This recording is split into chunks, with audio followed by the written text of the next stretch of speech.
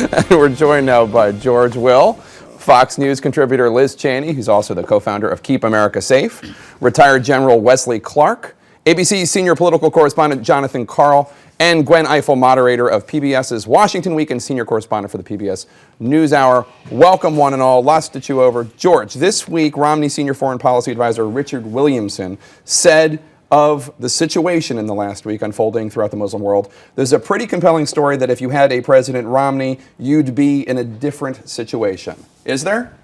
No. The great superstition of American politics concerns presidential power, and during a presidential year that reaches an apogee and it becomes national narcissism. Everything that happens anywhere in the world we caused or we could cure with a tweak of presidential rhetoric. Jay Carney participated in this when he said the riots in the Middle East are not about U.S. policy, they're about a video. Actually, they're about neither. If the video hadn't been the pretext, another one would have been found. There are sectarian, tribal civil wars raging across the region that we neither understand nor can measurably mitigate. Liz, Mitt Romney was criticized a lot this week, not just by Democrats, but even by some of his fellow Republicans for responding too quickly and for what he was saying in his response. You actually are not among those critics. You think he got it right. I think he did get it right. I think that actually the statement this week that should have received more criticism and attention was the president's. When the president went into the Rose Garden 24 hours after the Cairo embassy attack, rightly, of course, condemned the killing of our ambassador in Libya, failed to even mention the Cairo attack. And, you know, I think that in a situation in which an embassy's been attacked, the flag's been ripped down, the Al-Qaeda flag has been flown, for America's president not to even mention it clearly sends a signal to radicals across the region. And, you know, I would disagree with George to the extent that we've now had 3.5 years of Obama policy. And it looks an awful lot like whether you're talking about the Mexico City speech in 2009, the Cairo speech in 2009, the extent to which he's been apologizing for America. He's abandoned some of our key allies like Israel, Poland, Czechoslovakia. He's attempted to appease our enemies, the Iranians, for example, the Russians. He's now getting ready, as we watch these scenes unfold on the air, to slash our defense. And the defense sequestration includes over $120 million for embassy security. And so the president himself's got a terrible record on national security, and it's clearly something that Governor Romney ought rightly to be pushing. I suspect, General Clark, that you disagree with what Liz Cheney just said. I do disagree, because I think this is a consistent Republican narrative that Democrats are soft on defense, but we've got a Democratic president who's been strongest on national security. He's completely taken the foreign policy and national security argument away from the other side. He reinforced in Afghanistan. He got us responsibly out of Iraq. We took Osama bin Laden. He's been firm. He's been visionary. He's been tough. He's decisive.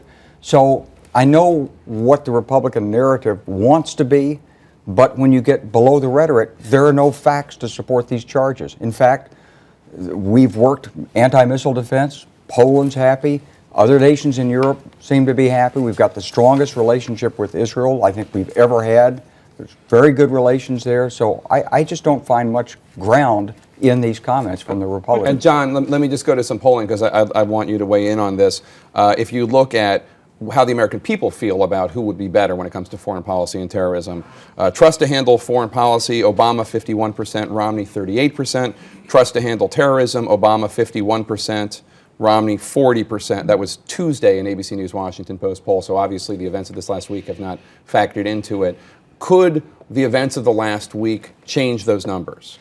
They sure could. It's a question of where it goes. I mean, I think, Liz, despite what you're saying, I think even the Romney campaign thinks they mishandled the way they initially played this. Look at the difference in tone from Mitt Romney between when he came out right after the attack to where he is now. Well, the Romney campaign doesn't always get it right. Well, there you go. But in terms of the longer term implications here, this is really a potential danger for the president.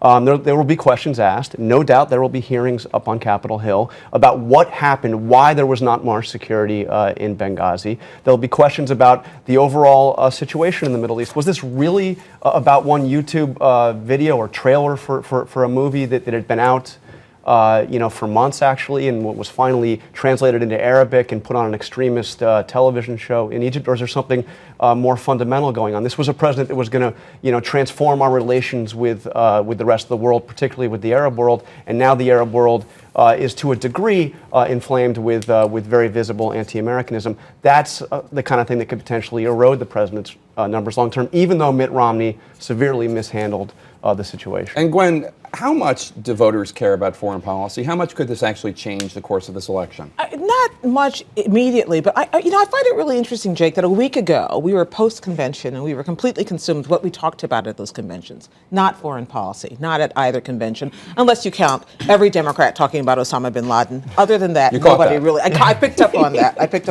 But I find it striking that Liz would say the Romney campaign doesn't always get it right. That shows a little bit of disagreement within the Republican Party about how this week went. But more interestingly to me, getting back to your question, I don't think people were paying attention to this, even though you can argue very clearly that this is the most important power that any president would have. So it boils down to a point that Mitt Romney was really trying to make after all the timing issues, which is who is in a better position to lead. The tough position, if you are the guy trying to take out the incumbent, is to make the case that you would be better. Of course the president does better in this poll because he is the president. He is currently the commander-in-chief. But I don't know that Americans, when they go to the polls, in the end, are going to say, well, I think I like the way he handled Benghazi. He's going to say, does he feel like a leader to me? Does he feel like someone who can be president? And that's what was tough for Mitt Romney this week. Liz? I want to clarify. I think that the governor handled it exactly right when he went out and condemned the embassy statement. Jonathan's point that the campaign somehow feels like it needs to back off is where I would fault them if that is true. I cannot imagine a more important set of issues. And I think, frankly, it would be a tragedy for the nation if President Obama is allowed to effectively claim that he's been a successful national security president. And it'd be a tragedy for the nation if the Romney campaign doesn't push this issue very hard. I know how deeply Governor Romney cares about the country, so I hope very fervently that they will continue to push this hard. But there's no question but that we're weaker than we were when Barack Obama took office, and if he has 4 more years, we may well be unrecognizable. Actually, I don't think we are weaker. I think the whole point of going into Afghanistan in 2001, which President George W. Bush articulated, was Osama bin Laden wanted dead or alive, and it was Barack Obama who really put the pressure on and got him. Once again, Osama bin Laden. Yeah, but I think it's it was a huge marker. It was a presidential decision and he was very much aware of President Carter's problem with Desert One. And he did it against the advice. Are you at all uncomfortable, though, with how political that became? I mean, at the national political convention, this military operation is used as a political talking point over and over again. But here's the vice thing, president talking Jonathan. about putting him on a bumper We've sticker. had, since the Vietnam War, the consistent refrain has been Republicans are the daddy party, Democrats are the mommy party. Republicans are strong, robust, Democrats are soft and weak and want to negotiate, want to apologize. It's simply not true. We're stronger, we're safer. Barack Obama has been a very robust, muscular foreign policy. And as George said earlier, what's happened in the Middle East has lots of factors and lots of causes underneath. It has nothing to do with rhetoric from Washington. George? To Russ's list of muscular actions by the president, you could add the use of drones, which has been extremely aggressive, more aggressive both in the number of attacks and the places where the attacks are made than under George W. Bush. I really do not think it's fair to fault the president for throwing Israel under the bus, as they say. Granted, he has a bad relationship with my good friend Netanyahu, but the relationships between the U.S. military and the Israeli military, which is 98% of the point of this relationship, are quite good. But politically, our profession, graphic journalism with all these pictures of things in flames, tends to give the country the sense that the world is somehow in chaos. The world's always dangerous and all that, but the chance of dying on this planet from organized state violence is lower than it has been since the 1920s. It's the disorganized state violence, I think, or non-state violence that everyone's worried about when they look at a map and see protests in 20 different places. Yes, but it beats the heck out of wars. But with respect to the state of Israel, George, look, you're in a situation now, in the last 48 hours, the President of the United States reportedly has offered to meet with the Muslim Brotherhood president of Egypt, who at a minimum allowed the attack on our embassy, and has refused to see Benjamin Netanyahu. There's simply no way that you can claim that that relationship is not strained. It is unpresidential peevishness. I take that point. And given the fact that Israel's facing an existential threat, which is also a threat to the U.S. with respect to a nuclear-armed Iran, and frankly, the one effective program that we may have had in place that would have been able to slow or stop that nuclear program, the Stuxnet cyber warfare activity, which according to the New York Times, members of the President's National Security Team leaked to them. So this President's record is clearly I asked abysmal. this question about refusing to meet with Netanyahu. I'm not in the administration, so I wasn't part of this, but I asked it. I don't think there's been any direct request to meet, and I don't think there's been a refusal. There's daily contact between Israeli government officials in the United States. Secretary of State Clinton has been out there meeting people. We know very well the positions on all sides, the uncertainties, the intelligence, the information is shared, planning is shared. It's very close. This is a question of the best way to bring this Iranian program to a halt. And on that subject, George Stephanopoulos interviewed Mitt Romney this week and asked about the red lines, where the U.S. will draw the line in the Iranian nuclear program, nuclear weapons program alleged, before acting. And here's that exchange. The red line going forward is the same. Yes, and I recognize that when one says that it's unacceptable to the United States of America, that means what it says. You'll take any action necessary to prevent that development, which is Iran becoming nuclear. George, where does Prime Minister Netanyahu want this red line to be publicly drawn? We've heard so much about this red line. President Obama has not stated what it is. Mitt Romney has not stated what it is. What does Bibi want? I'm not sure what he wants, because I'm not sure how you draw red lines when you can't have confidence, not from incompetence, but just the limits of knowledge, confidence in our intelligence system. Last March, in an interview with Jeffrey Goldberg of The Atlantic, President Obama said, our intelligence service will give us a pretty long lead time in understanding where Iran is. Our intelligence services did not predict India's testing of a nuclear weapon, Pakistan's testing, didn't anticipate, didn't predict North Korea's. So I think he may have a faith in the ability of our intelligence services to draw lines and put down markers as to where the Iranian program is that we simply actually don't have. And General Clark, does the president, is it in the president's interest to publicly state what the red line is? Doesn't that mean that he then has to go to war? He's not going to state a red line. There probably are several different indicators, and there's going to be a margin for uncertainty because everyone understands that intelligence, as George said, is not precise. It's been sharpened up a lot. It's clearly a subject of focus that we didn't have on India and Pakistan, so that's not, it's not a direct comparison. So we're doing better on that intelligence, but he's going to have, no president can publicly declare red lines. That surrenders his decision-making authority. He's going to evaluate a number of factors. He's been very clear. They're not going to get a nuclear weapon. He says it's unacceptable.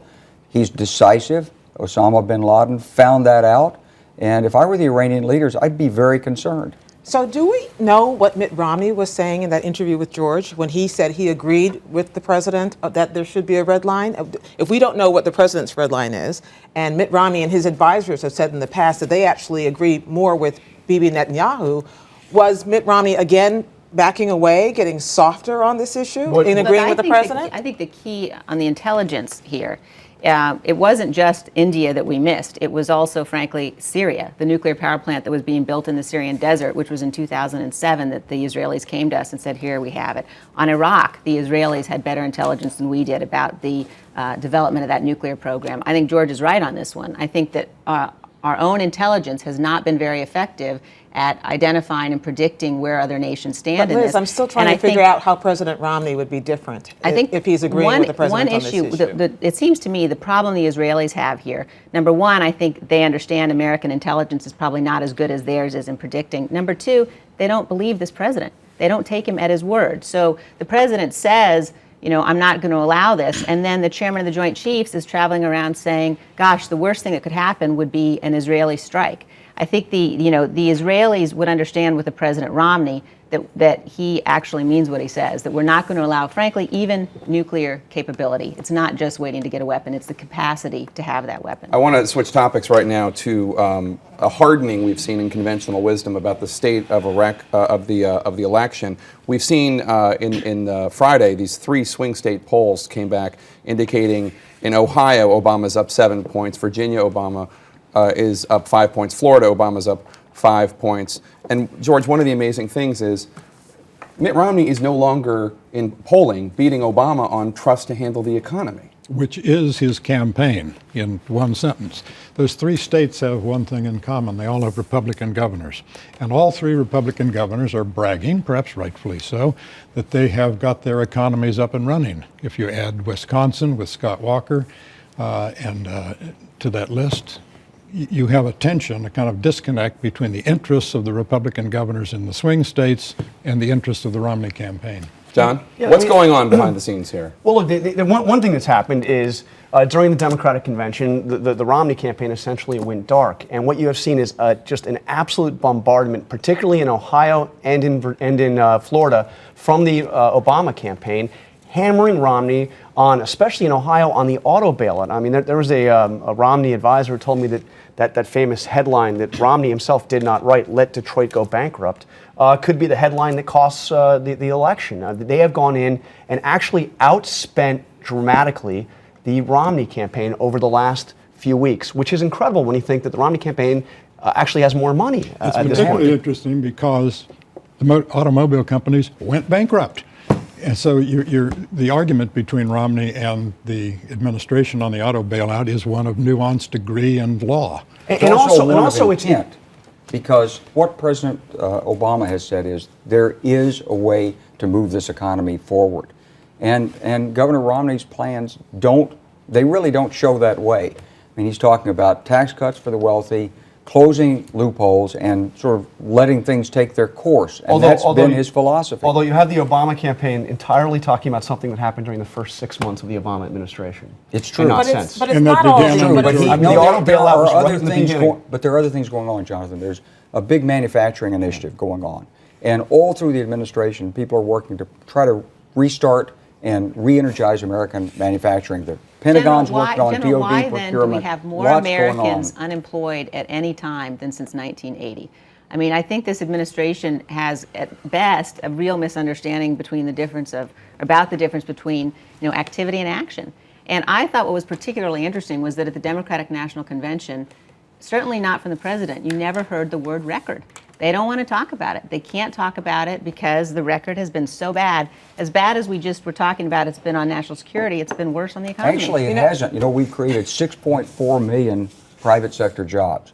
Now, we have lost state and municipal jobs because these municipalities and states have to reduce It their depends when budgets. you start counting. But Gwen, we have to Well, take a break. But before we we can take talk about no, Ohio. before we take the break, go. Okay, we can talk about Ohio, which is about the bailout. But you talk about Virginia and Florida, you're talking about different things, especially in Florida, where we're talking about Medicare. And those are the ads, and that's the spending, and that's the rhetoric, especially with the addition of Paul Ryan to the ticket, which has got people paying attention. In Virginia, in many ways, it's the northern part of Virginia, which is more susceptible to what's happening in Washington and is listening to the debate more closely. And in the southern part of Virginia, which is more military and seems to be susceptible to the argument that the Obama administration is making. Because we live in Washington, we're seeing a lot of these ads. And we cannot underestimate how much of this has to do with the unpopular governors in Ohio and Florida, and how much of it has to do with the effective advertising in all of those states.